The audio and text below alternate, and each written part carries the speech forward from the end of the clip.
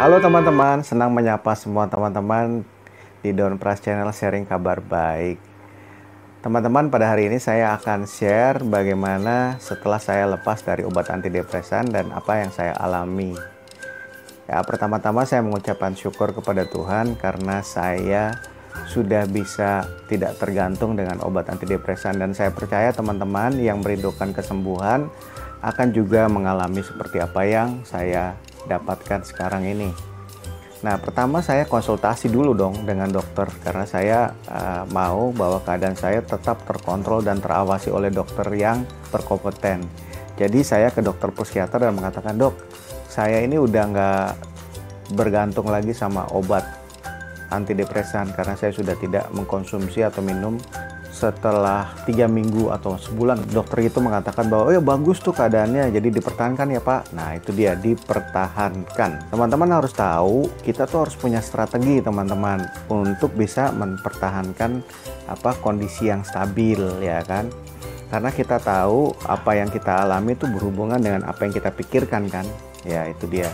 Jadi pertama yang saya lakukan itu teman-teman mengevaluasi yang dulu tidak bisa saya lakukan dan sekarang bagaimana.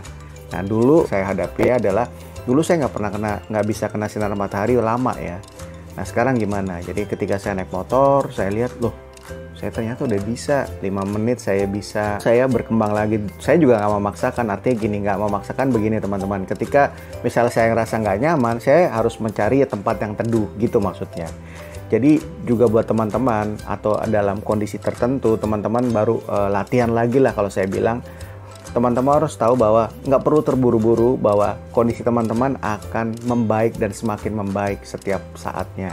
Teman-teman terus latihan aja, latihan gitu loh, latihan. Jadi dari 5 menit, 10 menit. Nah, gimana sekarang misalnya kena sinar matahari dan macet? Kalau dulu kena sinar matahari dan macet, aduh rasanya heboh banget buat saya tuh. Ya udah, akhirnya saya ngelihat bahwa oh iya nih sekarang macet bisa kok, nggak apa-apa. Jadi dari 10 menit 15 menit gitu ya. Itu yang pertama. Jadi kita mengevaluasi lagi kan apa yang dulu nggak bisa sekarang bisa. Nah, yang kedua ini yang paling penting saya bilang ya, pikiran kita itu penting. Jadi gini, entah apapun agamanya teman-teman, Tuhan telah merancang otak kita dengan sempurna. Jadi gini, otak kita selalu respon hal-hal yang berbau cinta, kasih ya. Bukan relationship, tapi kasih dari Tuhan gitu. Atau kecenderungan manusia untuk mengasihi, maksudnya kayak gitu. Terus juga optimis, pokoknya yang positif. Nah, ketika pikiran itu selalu kita tanam dengan hal yang positif, maka itu merangsang sel-selnya untuk bergerak dengan bagus. Itu menimbulkan suasana hati jadi bagus, kita jadi bahagia gitu. Itu yang bagus. Nah, tapi teman-teman tahu juga, ketika ada pikiran yang negatif, itu akan mengembangkan hormon yang negatif juga ke badan kita. Itu akan membuat kayak gangguan hipertensi, gangguan jantung. Itu dari segi yang sederhana bisa saya terangkan ke teman-teman. Gambarkannya begini aja, ketika teman-teman sedang memikirkan positif, jadi dalam syaraf tuh, dalam otak manusia, seperti yang saya baca dalam buku ilmiah gitu ya, itu tuh ada syaraf di dalam otak. Itu dalam satu pertumbuhannya itu bisa ada 15.000 sampai 200.000 pertumbuhan syarafnya. Nah, syaraf itu digambarkan begini, sebagai kayak pohon kering dan pohon yang hijau gitu. Nanti saya akan taruh fotonya di sini. Nah, kemudian teman-teman harus tahu, ketika teman-teman memikirkan yang positif, tumbuh pohon yang hijau. Sedangkan ketika teman-teman berpikir yang negatif atau ada emosi negatif, marah, atau berpikir yang bulet gitu, kalau saya bilang bulet tuh nggak jelas istilahnya, itu kayak kering gitu lah. Itu akan mengakibatkan bahwa mengganggu pertumbuhan kesehatan kita.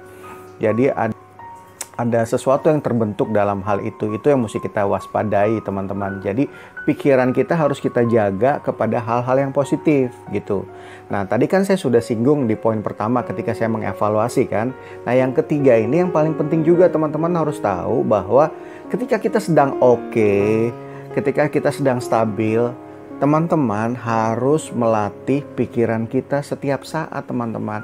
Teman-teman harus menaruh bayangan yang selalu positif, yang cinta. Ingat aja hal-hal yang menyenangkan. Bisa kembali ke hobi saudara, bertanam, bercocok tanam. Yang kedua, misalnya suka beternak atau hobi yang membuat saudara teman-teman bahagialah, pokoknya gitu.